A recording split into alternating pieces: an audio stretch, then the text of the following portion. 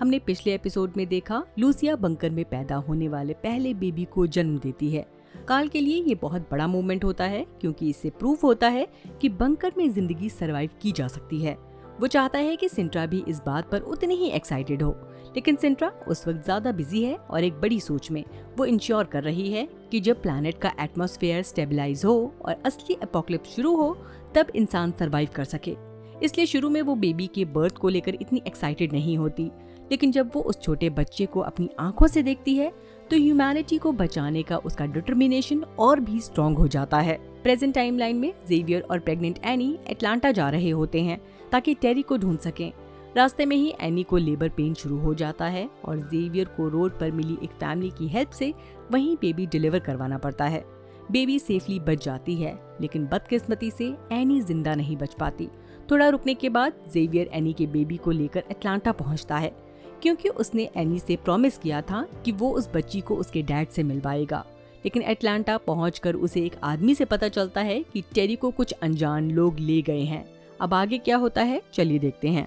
हमें कहानी में 5 साल पहले का वक्त दिखाया जाता है जब जेवियर की मुलाकात गैरी से हुई भी नहीं थी। वही गैरी जो बाद में क्लेम करता है कि टेरी उसकी बेस्ट फ्रेंड थी।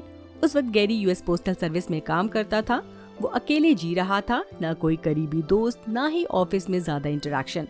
वो बस लोगों के घर मेल डिलीवर करता था, जैसे उनकी जिंदगी में एक छोटा सा गेस्ट अपीयरेंस हो। वो उन लोगों को ऑब्जर्व करता, उनकी सिचुएशन को फील करता, लेकिन उनके लिए लगभग गायब ही रहता। चाहे उसका मन करे भी वो उनकी जिंदगियों में इंटरफेयर नहीं करता, बस अपना काम करता, घर आता और ऑनलाइन FPS गेम खेलता। इसी ऑनलाइन गेमिंग के जरिए उसकी मुलाकात एनिस से होती है। एनिस बार बार आने वाले एपोकलिप्स, कोलोराडो में बनने वाले बंकर और दुनिया के अंत से कैसे सरवाइव किया जा सकता है, इन सब बातों के बारे में बात करता रहता है। धीरे धीरे गैरी लॉश की बातें भी सुनने लगता है। जो चीज शुरू में एक क्रेजी फैंटेसी लग रही थी वो उसे फ्यूचर की हार्श रियलिटी जैसे लगने लगती है। इसी प्रोसेस में गैरी को पता चलता है कि कुछ USPS ऑफिस असल में फॉलआउट शेल्टर की तरह डिजाइन किए गए थे कोल्ड वॉर के टाइम पर, और जहां वो काम करता था वो ऑफिस भी उनमें से एक है। इसलिए जब एनिस लोगों को रिक्रूट करने में और सर्वाइवल प्लान बनाने में बिजी हो जाता है तब गैरी उस फॉलआउट शेल्टर को रहने लायक बनाने पर काम शुरू कर देता है। जब D-Day फाइनली आ गया तब गैरी और एनिस पहली बार असल जिंदगी में मिले और प्लान के मुताबिक USPS के फॉलआउट शेल्टर की तरफ निकल पड़े। शुरू में सब कुछ बिल्कुल प्लान के अकॉर्डिंग चल रहा था, लेकिन रास्ते में गैरी सीधा रास्ता लेने की बजाय घूम फिर कर जाने लगता है। सबसे पहले वो एक छोटे लड़के बीन को लेने गया। गैरी पहले उसके घर मेल डिलीवर करता था और उसे पता था कि बीन के पेरेंट्स एब्यूसिव थे, इसलिए वो हमेशा चेक करता रहता था कि लड़का ठीक है या नहीं। अब जब दुनिया खत्म होने वाली थी, गैरी को लग रहा था कि बीन के पेरेंट्स उसे सेफ नहीं रख पाएंगे, इसलिए उसने बीन को अपने साथ चलने को बोला। बीन मान गया और फिर गैरी और इनेस के साथ USPS वैन में फॉलआउट शेल्टर की तरफ निकल पड़ा। रास्ते में ये लोग एक पोल्ट्री फार्म पर रुकते हैं ताकि कुछ अंडे ले सकें। प्लान ये था कि बाद में उन अंडों से बच्चे निकलेंगे और इनके पास हमेशा के लिए चिकन और एग्स की सप्लाई रहेगी। वहीं इनकी मुलाकात टेरी से होती है। जब टेरी देखती है कि 2 बड़े आदमी एक छोटे बच्चे को शेल्टर ले जाने की बात कर रहे हैं तो वो बिना ज्यादा सोचे बीन को प्रोटेक्ट करने लगती है। गैरी को टेरी का ये प्रोटेक्टिव एटीट्यूड देखकर लगता है कि वो सर्वाइवर्स ग्रुप के लिए परफेक्ट है। टेरी के पास भी ज्यादा ऑप्शंस नहीं थे, इसलिए वो गैरी और एनिस के साथ शेल्टर चलने के लिए मान जाती है। कम से कम इस तरह वो बीन पर नजर रख सकती थी और उसे सेफ रख पाती। शेल्टर पहुंचने के बाद बाकी सर्वाइवर्स की पहचान भी रिवील होती है। वहाँ रोबर्टो है जो कारपेंटर है, जैकी मैकेनिक है, रूथ गार्डनर है, रॉब एक सर्वाइवलिस्ट है और क्रिस्टल नर्स है। सबके इंट्रोडक्शन होने के बाद गैरी उन्हें क्लियरली समझाता है कि उन्हें कितने वक्त तक शेल्टर के अंदर रहना पड़ेगा और सर्वाइवल के लिए हर मेंबर को क्या क्या जिम्मेदारियां निभानी होंगी। ज्यादातर लोग हालात को एक्सेप्ट कर लेते हैं, लेकिन टेरी पैनिक करने लगती है क्योंकि वो डेस्परेटली कोलोराडो पहुंचना चाहती है। फिर भी उसके पास कोई और ऑप्शन नहीं होता, इसलिए उसे उसी जगह उन लोगों के साथ रहना पड़ता है।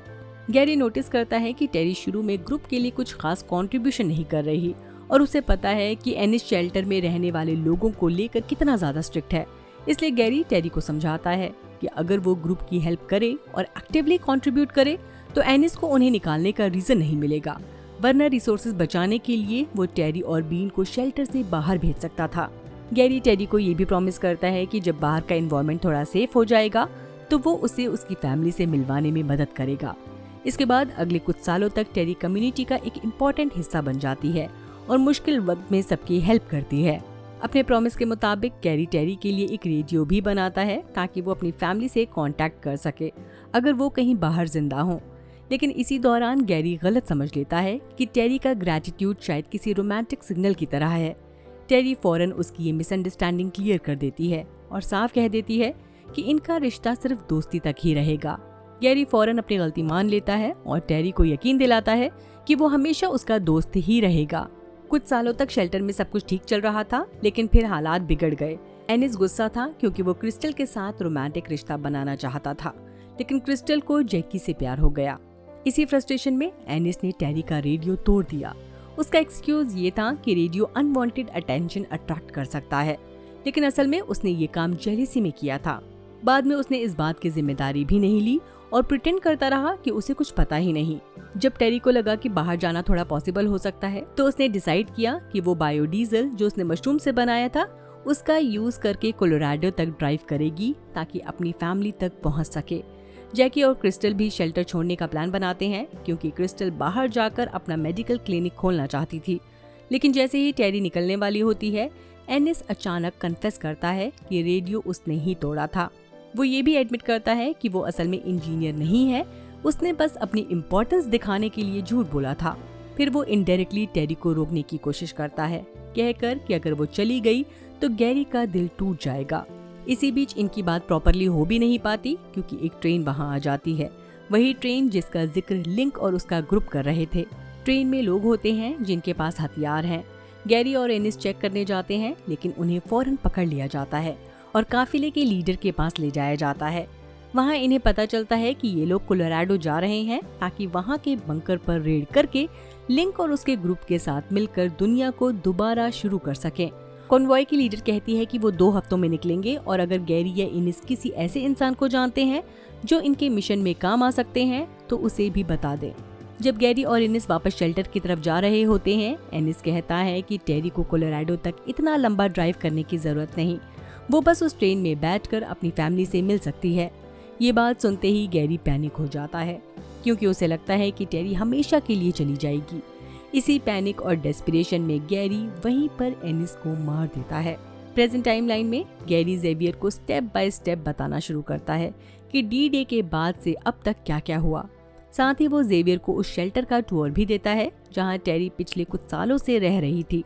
शुरू में जेवियर काफी डिस्टर्ब और गुस्से में होता है, जो नेचुरल भी है क्योंकि उसे अभी अभी पता चला है कि उसकी बीवी को कुछ लोग ले गए।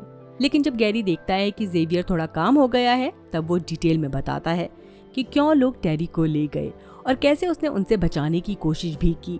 गैरी ये भी एडमिट करता है कि वो फेल हो गया क्योंकि वो बस एक मेल मैन है, लेकिन जेवियर कोई नॉर्मल आदमी नहीं, वो सीक्रेट सर्विस एजेंट रह चुका है। इसलिए वो गैरी से सीधा कहता है कि उसे उस जगह ले चलो जहाँ वो लोग हैं जो टेरी को ले गए। गैरी फिर जेवियर को एक मेल यार्ड में ले जाता है जहाँ करीब 16 गार्ड्स हैं जिनके हाथ में हथियार है और कुछ लोग ऐसे हैं जिनके पास कोई हथियार नहीं। जेवियर सिचुएशन को ऑब्जर्व करके समझ जाता है कि ये लोग क्लियरली किसी इम्पोर्टेंट चीज को प्रोटेक्ट कर रहे हैं। फिर भी उसे समझ नहीं आता कि उन्हें टेरी की जरूरत क्यों पड़ी होगी, क्योंकि गैरी के पास कॉन्वॉय के प्लान के बारे में कोई सॉलिड इन्फो नहीं होती। जेवियर डिसाइड करता है कि वो चुपके से उनके एरिया में घुसकर कुछ इम्पोर्टेंट इंटेल इकट्ठा करेगा। अब उस कॉन्वॉय पर अटैक करने से पहले जेवियर को 2 काम करने हैं। पहला, एनी के बेबी को किसी सेफ इंसान के पास छोड़ना और दूसरा, ऐसे इक्विपमेंट अरेंज करना जिससे एक ही बार में 16 गार्ड्स को न्यूट्रलाइज किया जा सके। जेवियर को गैरी पर पूरा भरोसा नहीं है, लेकिन उसे पता है कि गैरी इस एरिया को अच्छी तरह जानता है और नई दुनिया के रूल्स और सिस्टम समझता है। इसलिए वो गैरी से कम अपने दूसरे काम में हेल्प मांगता है और गैरी मान जाता है। दोनों थंडरडोम नाम की जगह पर जाते हैं जो clearly Mad Max Beyond Thunderdome franchise का ट्रिब्यूट लगती है। उस दुनिया में जैसे पेट्रोल और पानी गोल्ड की तरह कीमती होते थे, वैसे ही यहाँ भी रिसोर्सेज बहुत प्रेशियस हैं।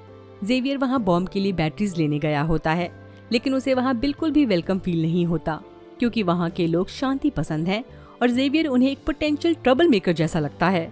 जब लगने लगता है कि उनका प्लान फेल हो जाएगा और उन्हें बैटरीज नहीं मिलेंगी, तब अचानक क्रिस्टल और जैकी वहाँ आ जाते हैं। जब उन्हें पता चलता है कि यूएसपीएस शेल्टर वाली कम्युनिटी का क्या हाल हो गया और टेरी को कुछ लोग ले गए, तो वो शॉक रह जाते हैं। वो ये भी मान लेते हैं कि शायद एनिस ने ही सबको धोखा दिया होगा और आम कॉन्वॉय के साथ मिल गया होगा, क्योंकि उसका नेचर काफी बदला लेने वाला था। लेकिन एक चीज देखकर उन्हें खुशी होती है, टेरी जिस इंसान तक पहुंचने के लिए इतनी स्ट्रगल कर रही थी, यानी जेवियर, वो भी उसे वापस पाने के लिए उतना ही डिटरमिन्ड है। जैकी अपनी रेपुटेशन और इन्फ्लुएंस का यूज करके वो सारी सप्लाईज अरेंज करवा देती है जो जेवियर को चाहिए। इतना ही नहीं, जैकी और उसकी वाइफ क्रिस्टल ये जिम्मेदारी भी ले लेती हैं कि जब जेवियर अपने मिशन पर जाएगा तब वो एनी के बेबी का ख्याल रखेगा। लेकिन ये सब देखकर कैरी थोड़ा कंफ्यूज हो जाता है। उसे समझ नहीं आता कि जेवियर उस पर इतना भरोसा क्यों नहीं करता जितना वो क्रिस्टल और जैकी पर कर रहा है। तब जेवियर सीधा बोल देता है कि उसे लगता है गैरी उससे कुछ छुपा रहा है। जेवियर का कहना है कि जिस दिन गैरी उसके सामने पूरी तरह ऑनेस्ट हो जाएगा और सब कुछ बता देगा, उस दिन वो उसकी हर बात पर पूरा भरोसा कर लेगा। एपिसोड के आखिर में जब जेवियर कॉन्वॉय की तरफ जा रहा होता है, तब ऐसा लगता है कि गैरी फाइनली सच बोलने वाला है, यानी ये कन्फेस करेगा कि एनिस को उसने मारा था, क्योंकि एनिस टेरी को बताने वाला था कि वो ट्रेन पकड़कर कोलोराडो जा सकती है। लेकिन लास्ट मोमेंट पर गैरी अपनी बात पलट देता है।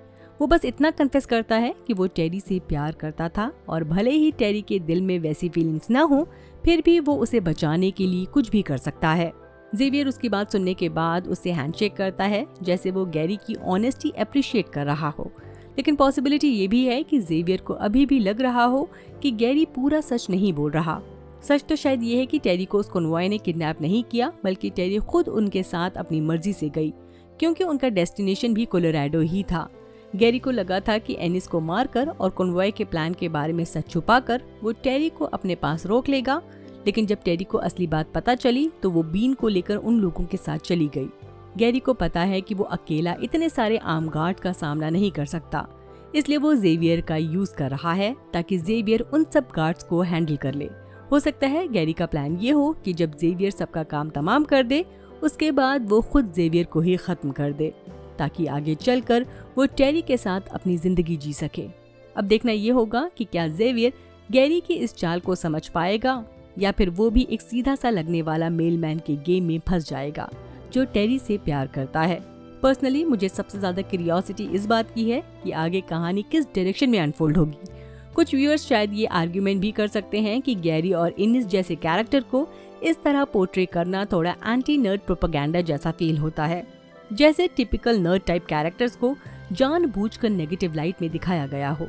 लेकिन अगर ध्यान से देखा जाए तो स्टोरी का इंटेंट शायद उन्हें किसी स्टीरियोटाइप का सिंबल बनाना नहीं है। उन्हें असल में फ्लॉड और इमोशनली कॉम्प्लिकेटेड कैरेक्टर्स की तरह प्रेजेंट किया गया है। उनके फैसले और बिहेवियर किसी एक ट्रेट से डिफाइन नहीं होते, बल्कि जेलसी, लोनलीनेस और ऑब्सेशन जैसे इमोशंस का मिक्सचर उन्हें ड्राइव करता है। इसी वजह से कभी कभी वो सिंपैथेटिक भी लगते हैं और कभी उनके एक्शंस डिस्टर्बिंग हो जाते हैं, और शायद यही कॉम्प्लेक्सिटी उनके कैरेक्टर्स को इंटरेस्टिंग बनाती है। अब देखना इंटरेस्टिंग होगा कि जेवियर आगे क्या फैसला लेता है और क्या वो गैरी की असली इंटेंशन समझ पाता है या नहीं। आपको क्या लगता है, कमेंट में जरूर बताएं। बाय, अपना ख्याल रखिए।